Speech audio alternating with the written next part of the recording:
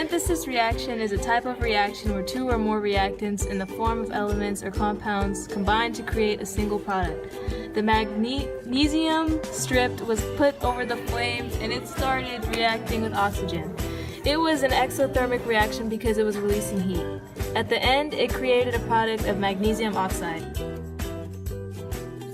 Decomposition is the breakdown or separation of a chemical compound into elements or simpler compounds.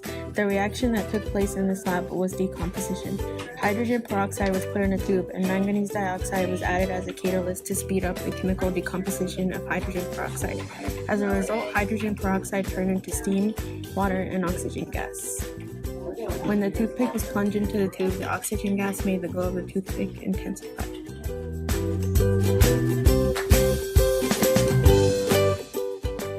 Single replacement reaction is where an element is substituted or replaced for another element in a compound.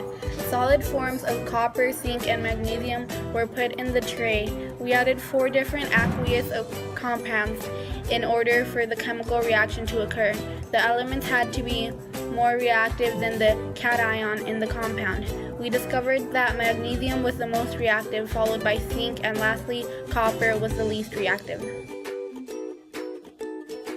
Double displacement is a chemical reaction where the cations of 2 ionic compounds are switched, making 2 new ionic compounds. 6 compounds were added to the 4 different compounds. Even though they all had a chemical reaction, only some form precipitates. A precipitate is a solid which forms when 2 substances are combined chemically.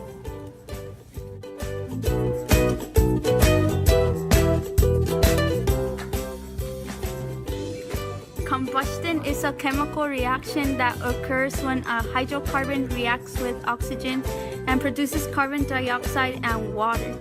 When the methane bubble made contact with the flame, it reacted with the oxygen and produced carbon dioxide and water.